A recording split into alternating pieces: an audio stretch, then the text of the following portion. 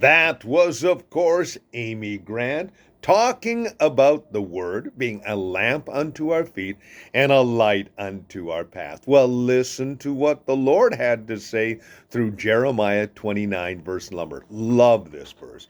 For I know the plans I have for you, declares the Lord. Plans to prosper you and not to harm you. Plans to give you a hope and a future. Did you know that God has a plan for your life? In fact, today I was reading from Jennifer Hudson, who said simply this, that often God's plans for us are greater and better than we could have ever imagined for ourselves.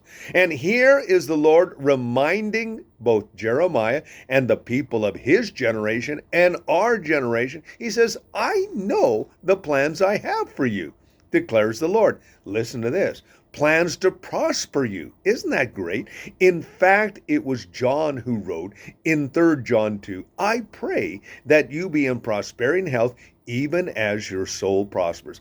So it was John who was reminding us that the prosperity and health that we're looking for starts from the inside out. Then he says, this is Jeremiah, the Lord saying, plans to not harm you. Isn't that great to know that God has in no way wanting to harm us? In fact, he wants us to grow in the grace and knowledge of the Lord Jesus Christ. That is so important to understand. I know there are people out there who say, well, I'm just waiting for the next, shoe to drop, the next bad thing, because they got this idea that God is, up there in heaven just waiting to slap you on the side of the head, and that is absolutely incorrect. We learn here today that God's not going to harm us. In fact, he has two things in store for us. Number one, he wants to give us hope. Now, hope is, of course, that belief that you have in the future. And Paul put it so beautifully in 1 Corinthians 13:13. He says these three remain: faith, hope, and love.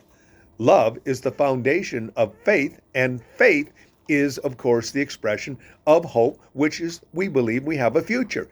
And he says, and a future. Now, think about this just for a moment. When you give your life to Jesus Christ, what happens is you have an eternal home. Jesus said this in John 14:3, I go to prepare a place for you, and where I am, you shall be also. Isn't that a great verse?